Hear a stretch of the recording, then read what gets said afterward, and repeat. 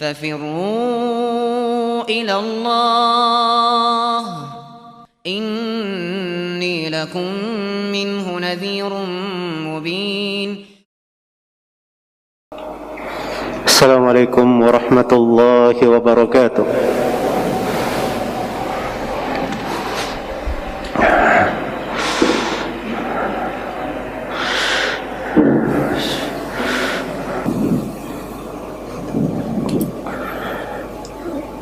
إن الحمد لله نحمده ونستعينه ونستغفره ونعوذ بالله من شرور أنفسنا وسيئات أعمالنا من يهده الله فلا مضل له ومن يضلل فلا هادي له أشهد أن لا إله إلا الله وحده لا شريك له وأشهد أن محمدا عبده ورسوله يا أيها الذين آمنوا اتقوا الله حق تقاته ولا تموتن إلا وأنتم مسلمون يا أيها الناس اتقوا ربكم الذي خلقكم من نفس واحدة وخلق منها زوجها وبث منهما رجالا كثيرا ونساء واتقوا الله الذي تساءلون به والأرحام إن الله كان عليكم رقيبا يا أيها الذين آمنوا اتقوا الله وقولوا قولا سديدا يصلح لكم أعمالكم ويغفر لكم ذنوبكم ومن يطع الله ورسوله فقد فاز فوزا عظيما أما بعد فإن أصدق الحديث كتاب الله وخير الهدي هدي محمد صلى الله عليه وسلم وشر الأمور محدثاتها فإن كل محدثة بدعة وكل بدعة ضلالة وكل ضلالة في النار. Ma'asyiral muslimin, jemaah Jumat rahimani wa rahimakumullah, diriwayatkan oleh al-Imam al-Bukhari dan Imam Muslim dari Aisyah radhiyallahu anha, kana Nabi sallallahu alaihi wasallam idza ada maridan qala, adalah Nabi sallallahu alaihi wasallam apabila beliau mengunjungi orang yang sakit maka beliau berkata, adhibil ba's rabban nas adhibil ba's washfi anta syafi la shifaa illa shifaa'uk shifaa'an la yughadiru saqama. Ya Allah, pemilik manusia, penguasa manusia, hilangkanlah sakit itu, hilangkanlah bahaya dan sembuhkanlah. Tidak, Engkau adalah yang maha penyembuh. Tidak ada kesembuhan kecuali dari kesembuhan-Mu, kesembuhan yang tidak membawa penyakit setelahnya. Hadits yang agung ini menjelaskan salah satu nama dari Asmaul Husna, dari nama-nama Allah Subhanahu wa taala yang maha agung, yaitu nama Asy-Syafi. Artinya Allah yang maha menyembuhkan, yang maha menyembuhkan. Dan sifat penyembuhan disebutkan di dalam Al-Quran dalam bentuk sifat perbuatan Allah. Di ucapan Nabi Ibrahim alaihi salam, wa idza maridtu fahuwa yashfin, apabila saya sakit maka dialah Allah yang menyembuhkanku. Disebutkan oleh Ibnu Al-Qayyim dan selainnya bahwa kesembuhan itu Asy-Syafi, yang maha menyembuhkan, itu mencakup dua makna. Makna yang pertama adalah kesembuhan dari syubhat, hal-hal yang membuat kerancuan di dalam benak, di dalam pikiran, di dalam beragama. Kesembuhan dari penyakit-penyakit hati berupa hasad, dengki, dan kesembuhan dari hal-hal yang membahayakan jiwa. Kemudian kesembuhan yang kedua adalah kesembuhan dari sudut badan, kesembuhan dari segala penyakit yang menimpa, segala penyakit yang bisa membahayakan badan, melemahkannya atau membuatnya keluar dari kebiasaan aktivitasnya. Maka ketika dia memohon kepada Allah dengan menyebut namanya yang agung Asy-Syafi, yang maha penyembuh, maka dia memohon kesembuhan dari dua hal. kesembuhan terkait dengan perkara batinnya, kesembuhan dirinya dari syubhat, dari gundah gulana, dari kesedihan, dari penyakit-penyakit hati. Dan kesembuhan yang kedua, kesembuhan untuk badannya dari segala penyakit.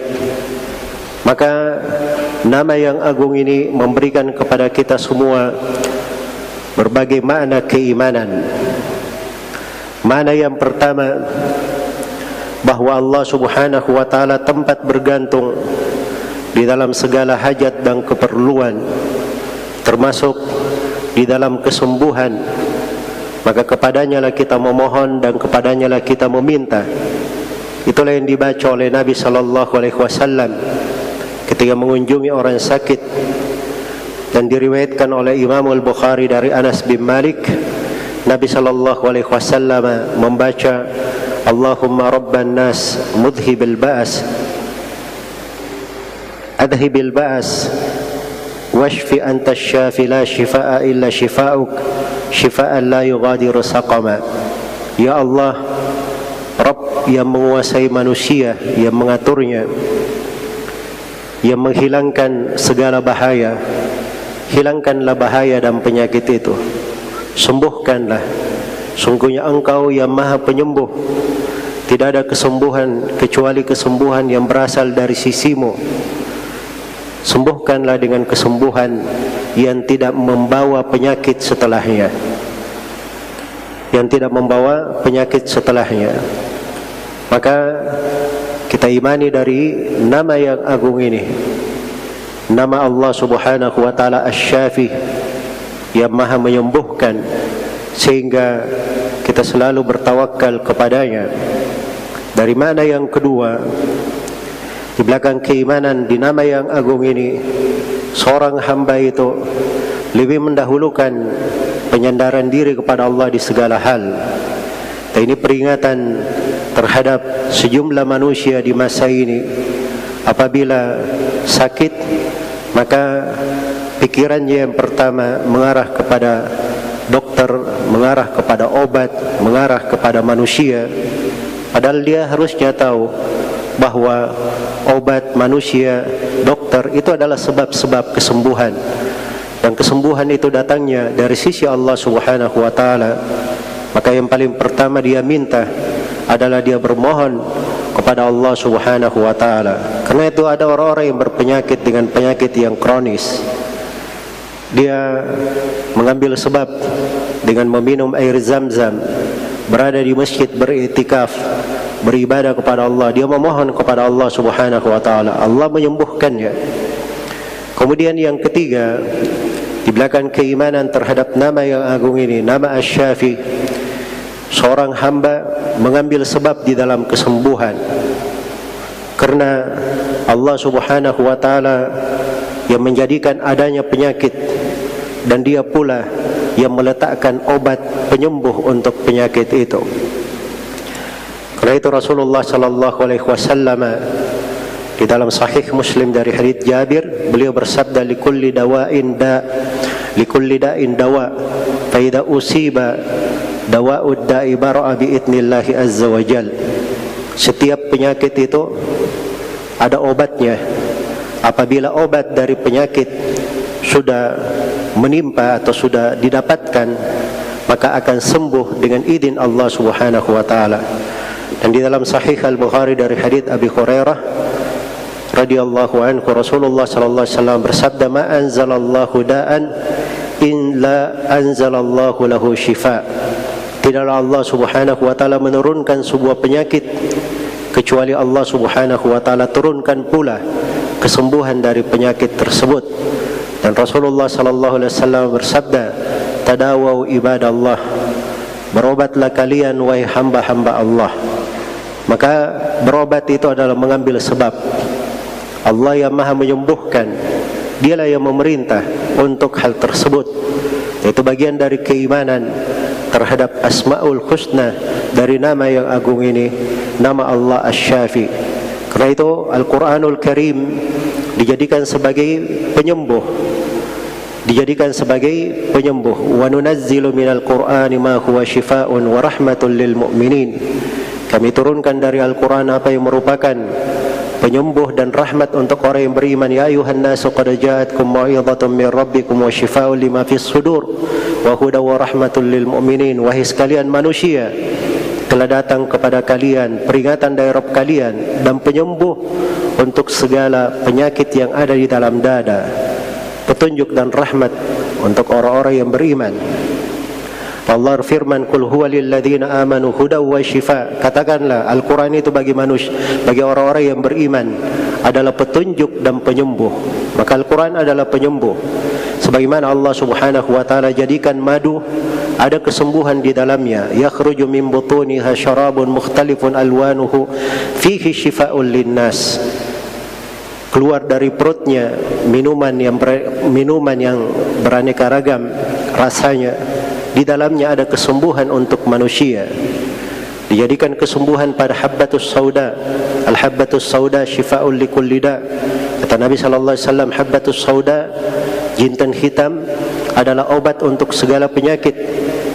Dan Allah Subhanahu wa taala juga, dan Nabi sallallahu alaihi wasallam juga menjelaskan kesembuhan dengan berbekam. Asy-syifa'u fi thalatha. Kata beliau, kesembuhan itu dalam 3 hal. Fi syartati mihjam, di dalam irisan bekam, wa syurbati aslin, meminum madu, wa qayyatun binar, qayyatin binar, dan dengan dikait menggunakan api. Hanya saja Nabi melarang dari yang terakhir ini terkait dengan umatnya, kecuali di kondisi darurat. Maka ada kesembuhan-kesembuhan, dan dengan itulah dijadikan sebab-sebab. Dan seorang muslim dikatakan dia bertawakal kepada Allah apabila dia selalu bersandar kepada Allah Subhanahu wa taala. Kemudian yang kedua, dia meyakini kalaupun dia mengambil sebab kesembuhan, maka kesembuhan yang hakiki itu asalnya berasal dari Allah. Kemudian yang ketiga, dia mengambil sebab yang dengannya dia bisa sembuh. Aqulu ma tasma'un astaghfirullah li wa lakum wa lasairil muslimina min kulli dhanb fastaghfiruh innahu huwal ghafurur rahim. Alhamdulillahi ala ihsanihi والشكر له على توفيقه وامتنانه أشهد أن لا إله إلا الله وحده لا شريك له تعظيما لشأنه وأشهد أن محمدا عبده ورسوله الداعي إلى رضوانه صلى الله عليه وعلى آله وأصحابه وإخوانه أما بعد. Kaum muslimin jemaah Jumat rahimani wa rahimakumullah. Allah Subhanahu wa taala berfirman, "Walillahil asmaul husna fad'uhu biha." Milik Allah lah nama-nama yang maha indah, maka berdoalah kalian dengannya. Dari keimanan kepada Allah dan dari pokok keimanan itu adalah seorang selalu beribadah kepada Allah dengan merenungi nama-namanya, berdoa dengannya, bermohon kepada Allah Subhanahu wa taala. Karena itu para nabi dan para rasul ketika mereka sakit, mereka selalu meyakini bahwa yang menyembuhkan adalah Allah Subhanahu wa taala semata. Itu ucapan Nabi Ibrahim, "Wa idza maridtu fa huwa yashfin." Apabila saya sakit, maka dialah Allah yang menyembuhkanku. Wa ayyuba idnada rabbahu anni massani ad-dur wa anta arhamur rahimin. Dan Nabi Ayub ketika dia berdoa kepada Rabbnya, "Wahai Rabbku, saya ditimpa oleh bahaya, timpa oleh penyakit yang berat." Disebutkan dalam sebagian buku tafsir, penyakit yang berat ini yang menyebabkan beliau ditinggalkan oleh seluruh keluarganya, itu berlangsung bersama beliau sekitar 18 tahun. Tapi bersamaan dengan itu, beliau selalu bermohon kepada Allah Subhanahu wa taala agar supaya disembuhkan, dan dialah Allah yang paling merahmati. Maka Allah menyembuhkannya, dikembalikan jasadnya, dikembalikan dari keluarganya, dan ditinggikan oleh Allah Subhanahu wa taala dengan kesabarannya. Maka itulah para nabi dan para rasul. Karena itulah selalu bergantung kepada Allah, bermohon kepadanya. Apalagi penyakit yang ada pada kita beraneka ragam dan banyak. Jangan selalu melihat pada penyakit yang di luar saja, penyakit yang menimpa badan, penyakit-penyakit yang mendera hati, yang berada di dalam jiwa, berupa syahwat, berupa syubhat, berupa penyakit-penyakit hati dari hasad, dengki, dan merendahkan manusia atau yang semisal dengannya. Itu kadang penyakit sebagian darinya lebih berbahaya dari penyakit badan. Maka seorang selalu memohon kepada Allah, meminta kepadanya, Ya Syafi, Ya Allah yang maha menyembuhkan, Ishfini, sembuhkanlah saya, sembuhkan saya dari dua penyakit ini. Kerana itu kita bermohon kepada Allah Subhanahu wa taala, Rabban nas mudhibil ba'as, Rabb seluruh manusia yang menghilangkan segala bahaya, agar ayashfiyana, agar menyembuhkan kita, wa yashfi mardana, menyembuhkan orang-orang sakit di tengah keluarga kita, wa yashfi mardal muslimin, dan menyembuhkan orang-orang yang sakit dari kaum muslimin, syifaan la yughadir saqama, dengan kesembuhan yang tidak membawa penyakit setelahnya.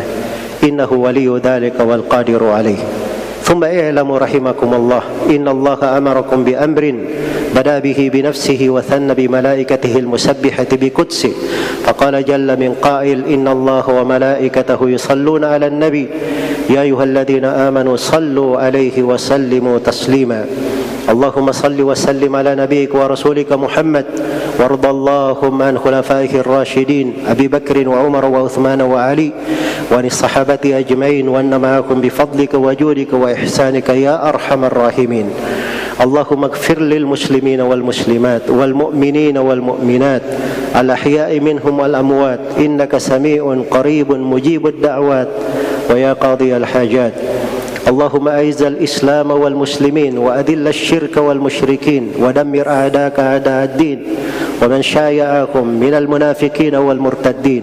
اللهم آمنا في أوطاننا وأصلح ولاة أمورنا واجعل لهم بطانة تعينهم على طاعتك يا أرحم الراحمين. اللهم ادفع عنا الوباء والبلاء والغلاء والزنا والربا والزلازل والفتن وسائر المحن برحمتك يا أرحم الراحمين. اللهم من أرادنا وبلادنا بسوء فأشغله بنفسه واجعل كيده في نحره واجعل تدبيره تدميرا عليه يا قوي يا عزيز. ربنا ظلمنا أنفسنا وإن لم تغفر لنا وترحمنا لنكونن من الخاسرين. ربنا اغفر لنا ولإخواننا الذين سبقونا بالإيمان ولا تجعل في قلوبنا غلا للذين آمنوا ربنا إنك رؤوف رحيم. ربنا آتنا في الدنيا حسنة وفي الآخرة حسنة وقنا عذاب النار. عباد الله إن الله يأمر بالعدل والإحسان وإيتاء ذي القربى وينهى عن الفحشاء والمنكر والبغي يعظكم لعلكم تذكرون. فاذكروا الله العظيم الجليل يذكركم واشكروه على نعمه يزدكم ولذكر الله أكبر والله يعلم ما تصنعون.